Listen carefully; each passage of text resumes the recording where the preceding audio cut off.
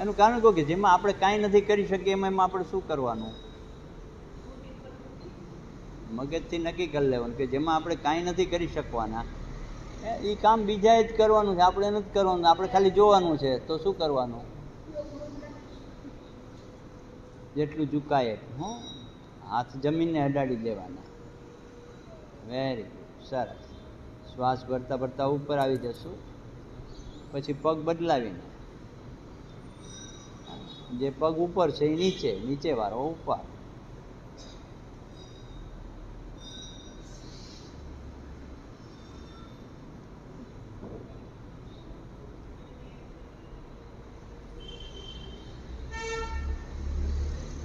વિશ્રામ.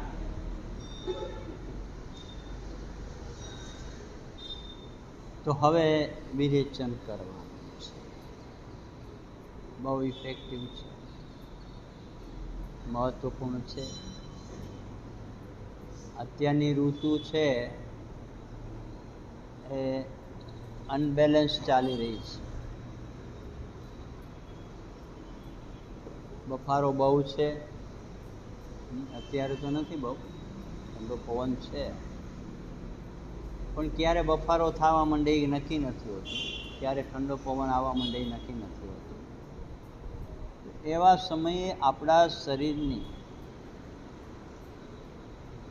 ઈંડા અને પિંગલાને કંટ્રોલ કરવાની છે. એટલે પહેલાં 50 વાર ઈંડાથી શ્વાસ લેવાનો.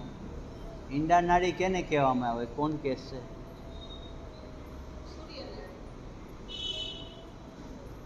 નહીં, ચાલો કોણ કહેશે? હા,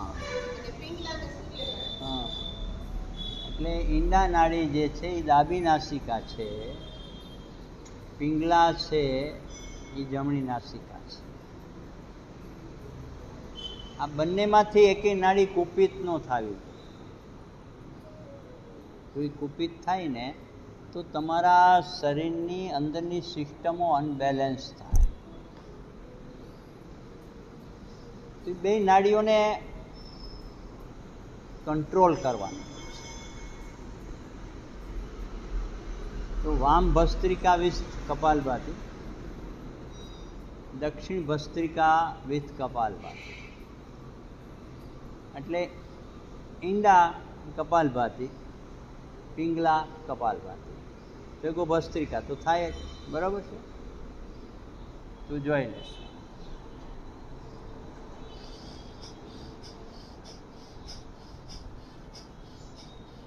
પચાસ વાર. બરાબર? લેફ્ટ નાસિકા, પછી રાઈટથી 50 વાર.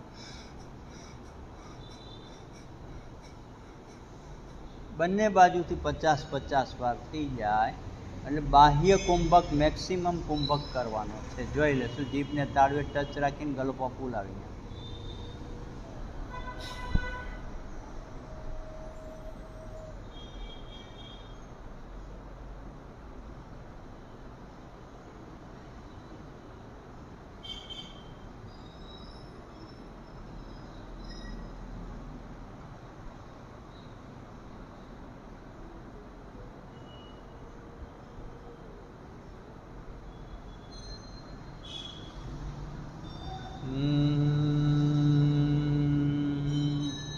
શ્વાસ ભરીને પછી ભ્રમણના ગુંજન સાથે શ્વાસ છોડો. ખાલી થઈ ગયું છે, ભરી લેવાનું. ભર્યા પછી પાછું ભ્રમણના ગુંજન સાથે છોડવાનું. ઓકે? આવું 5 રાઉન્ડ કરવાના છે. પછી તક ધીના ધીન તક.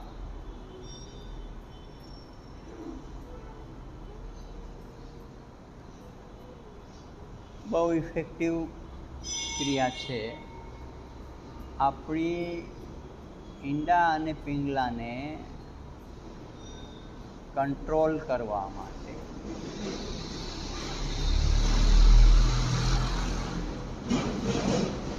જેટલો કંટ્રોલ કરશો ને એનો એટલો વધારે લાભ થશે. આપણે આપણી જાતને કંટ્રોલ કરવાની છે.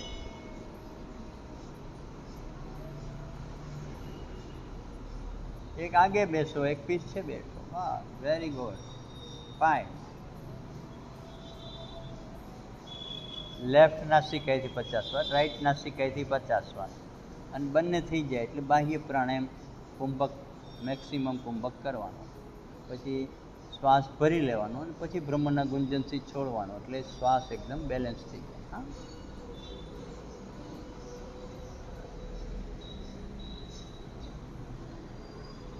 તો શરીર, શ્વાસ અને શક્તિ, આનો સદુપયોગ કરવાનો છે, અને ભેગા સમયનો પણ સદુપયોગ કરવાનો છે. આપણી સમસ્યા એ છે કે આપણે આપણી જાતને બેલેન્સમાં રાખી શકતા નથી. દરેક મનુષ્યને તકલીફ હોય છે. અપવાદ લોકો હોય છે, યોગની અંદર આવનાર લોકો અપવાદમાં આવતા હોય છે કે બને ત્યાં સુધી પોતાના શરીરને, શ્વાસને, સમયને અને શક્તિને બેલેન્સ કરવાનો પ્રયાસ કરતા હોય છે. તો આપણે આપણા માટે શું કરવું એ વિચારવાનું નામ યોગ છે. બીજા માટે શું કરવું એ કથાઓ છે, કીર્તનો છે, સેવાઓ છે, પૂજાઓ છે, દાન છે, દક્ષિણા છે, એ વિસ્તાર બહુ મોટો છે. બીજા માટે શું કરવું, પણ પોતા માટે શું કરવું એના માટેનું બધું મર્યાદિત છે. અને આપણે આપણા માટે જ કરવાનું છે.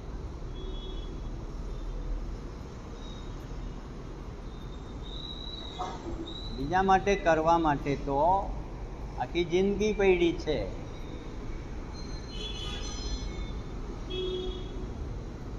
લેફ્ટથી 50 વાર શ્વાસ લેવાનો છોડવાનો, રાઈટથી 50 વાર લેવાનો છોડવાનો, અને પછી એકવાર બાહ્ય કુંભક, બહાર શ્વાસ રોકીને કુંભક કરવાનો. આવું 5 વાર કરવાનું.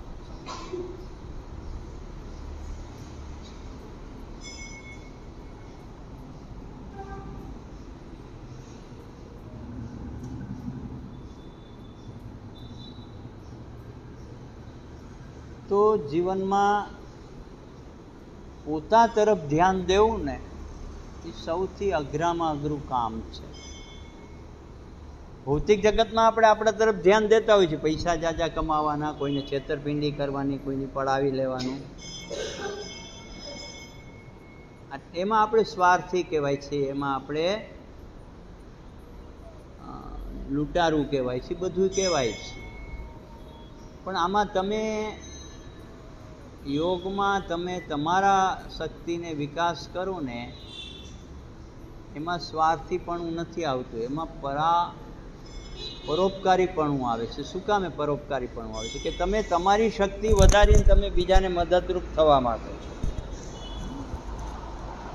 તમારી શક્તિ વધાર્યા પછી તમે બીજાને મદદરૂપ થવા માંગો છો. તો બીજામાં શું હોય છે? તમારું બગાડીને પણ તમે બીજાને મદદરૂપ થતા હો છો. એક બહુ જૂનું ઉદાહરણ હું વર્ષોથી સાંભળતો આવ્યો છું અને ક્યારેક ક્યારેક એ ઉદાહરણ શેર કરતો હોઉં છું. એક સ્ટીમરની અંદર બધા પ્રવાસીઓ જતા હતા. એમાં સમુદ્રના અમુક મોજાઓ ને બધું ઉછળતું હતું ને નજારો બહુ જોવા જેવો હતો. તો બધાય એ જે શિપ હતી, સ્ટીમર, ત્યાં બહાર આવ્યા અને એની આગળ જોઈને દરિયાનો એક નજારો સુંદર મજાનો બધા જોઈ રહ્યા હતા. પાણી એકદમ હિલોરા લેતું હતું, સૂર્યનો સરસ મજાનો પ્રકાશ આવતો હતો, પાણી ચમકતું હતું, બધાને બહુ ગમતું હતું, મજા આવતી હતી. એમાં થોડી ધક્કામુક્કી થઈ અને એમાં એક બાળક પાણીમાં પડી. બધાય રાડો પાડે છે, બચાવો બચાવો બચાવો, પણ કોઈ બચાવવા જતું નથી.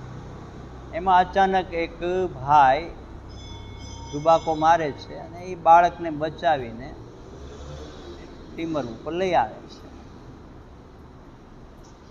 હવે બાળકને બચાવીને લઈ આવ્યા.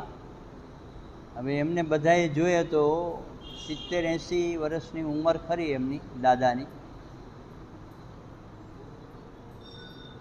તો બધાએ નક્કી કર્યું કે દાદાનું સન્માન કરવું, કે આ ઉંમરે પણ એમનો જે પરોપકાર ભાવ છે એ બહુ સારો છે. એટલે બધાએ નક્કી કર્યું કે આપણે એમનું સન્માન કરવું. એટલે સાંજે સરસ મજાની પાર્ટી રાખી, સન્માનનો કાર્યક્રમ રાખ્યો. સૌએ દાદા વિશે બહુ સારી વાત કહી કે આપણે આટલા બધા હતા, આમાં કેટલાય આપણે તરવૈયા હતા તોય આપણે સમુદ્રમાં પડ્યા નહીં, પણ આ ઉંમરે પણ દાદામાં નવયુવાન કરતાં પણ વધારે સ્ફૂર્તિ ને આવું બધું વખાણ કર્યા. પછી દાદાને પૂછ્યું કે તમારે 2 શબ્દ કેવા છે? એ કે હા હું કહીશ. હાથમાં માઇક લઈને એમ કહે છે, મને ધક્કો કેને માર્યો તો એ પહેલાં કયો ને કે મને એનું નામ આપો, મારે એનો વારો કાઢવો છે. મતલબ એ છે કે હવે એને બિચારાને ધક્કો માર્યો એટલે મરણિયા થઈ ગયા અને પોતે બચ્યા અને બાળકને બચાવી લઈ ગયા. એટલે આમાં યોગમાં એવું છે કે આપણે આપણી શક્તિ વધારવાની અને શક્તિ વધારીને બીજાને મદદરૂપ થવા. બાકી બધામાં એવું હોય છે કે બીજાને મદદરૂપ તો થાય છે પણ ઘણીવાર આપણી શક્તિઓ ક્ષીણ થઈ જાય છે. બીજાને મદદ કરવા તમે જાઓ ને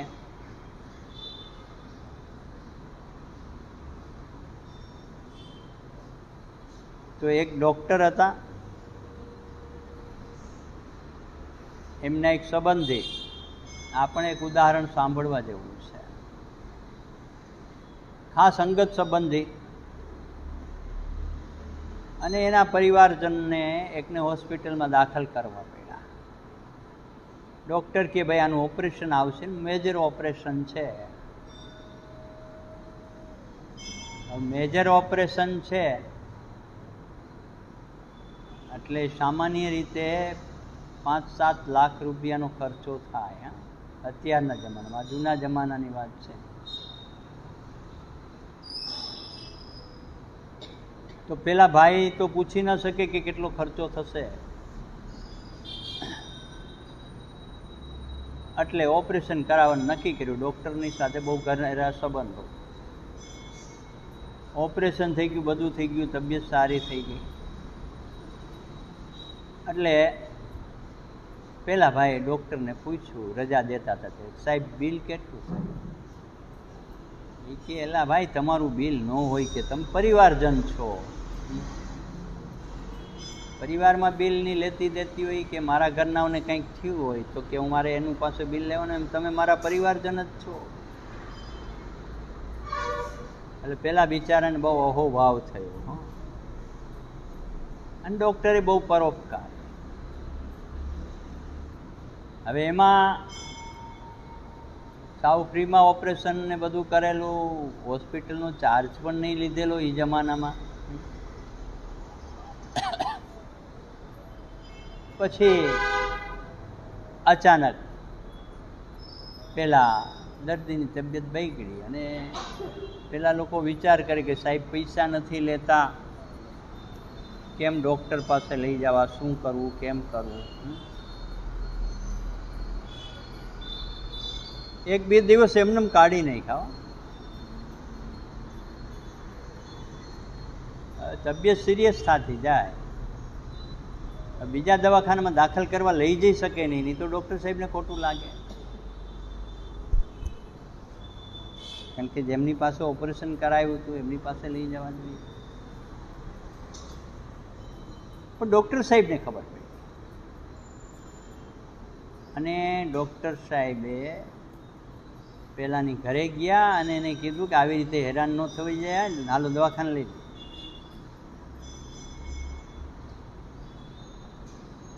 અને પછી એની ટ્રીટમેન્ટ ચાલુ કરી ને એ બધું મહિના 15 દિવસમાં બધું થાળે પડી. પણ ડૉક્ટરને પણ અફસોસ થયો કે આ લોકો આટલા બધા મૂંઝાણા અને આટલા બધા હેરાન થયા, તો એના માટે હું જવાબદાર છું. ભલે મેં પૈસા ન લીધા અને પૈસા લેવાય પણ નહીં, પણ સામા માણસની પોઝિશન બગડી જાય કે આ પૈસા નથી લેતા તો ત્યાં બીજી વાર જવાય કે. એટલે ઘણીવાર આવું પણ થતું હોય છે. પણ આ તો યોગ કેવો છે ખબર છે? તમે તમારી શક્તિ વધારો અને તમે બીજાને મદદરૂપ થાઓ. તમારું કોઈ દી કાંઈ ઓછું થવાનું જ નથી, બગડવાનું જ નથી. અને આમાં એવો ભાવ પણ નથી આવવાનો કે તમે ઉપકાર કોઈ ઉપર કરી રહ્યા છો. તો આપણે આપણી શક્તિઓનો વિકાસ કરવાનો છે, આપણી ઉર્જાઓનો વિકાસ કરવાનો છે. આપણા જીવનમાં આપણે સફળતાઓ પ્રાપ્ત કરવાની છે. બીજા પાસેથી કાંઈ નથી મેળવવાનું, બીજાને આમાં તમારે કાંઈ આપવાનું નથી, ખાલી તમારે માર્ગદર્શક થવાનું છે.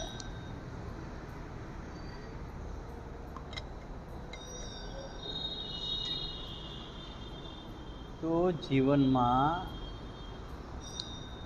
તમે તમારું કરતાં કરતાં તમે બીજાનું કરી શકો ને એવી શક્તિઓ તમારે તમારી અંદર ડેવલપ કરવાની છે. તો યોગની દરેક ક્રિયાઓ એવી છે. કોઈને ને કોઈને તમે કોઈને કોઈ ક્રિયામાં મદદરૂપ થઈ શકો છો. ફક્ત તમારી પાસે તમારી જાણકારી હોવી જોઈએ.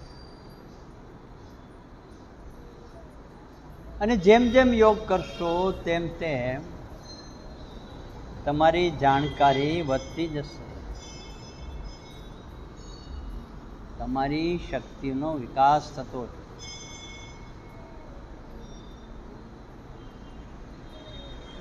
તમારે કોઈ પાસેથી કંઈ લેવું નથી, દેવું નથી, અને છતાંય બીજાને મદદરૂપ થઈ શકો છો તમે. તો એનું નામ યોગ છે. યોગ એટલે આપણે આપણી જાતને સમજી શકીએ અને બીજાને ઉપયોગી થઈ શકીએ. તક દીનાધીન તક, ઓમ તક દીનાધીન તક, તક દીનાધીન તક, ઓમ તક દીનાધીન તક, ઓમ તક દીનાધીન તક, ઓમ તક દીનાધીન તક, ઓમ તક દીનાધીન તક. વિશ્રામ. બંને હાથની હથેળી ઘસીશું, આંખો ઉપર લગાવશું. હથેળીઓમાં આંખો ખોલીને ચહેરાને મસાજ કરતાં કરતાં હાથ હટાવશું. બંને પગ લાંબા કરી થપથપાવશું, પંજા ટકરાવશું. હા, કોઈને ચોથો હોય, કોઈને પાંચમો હોય. એટલે દરેકની સ્પીડ જે છે એ પોતાના અંડર કંટ્રોલ હોય. તો કોઈને 3 થાય, કોઈને 4 થાય, કોઈને 5 થાય.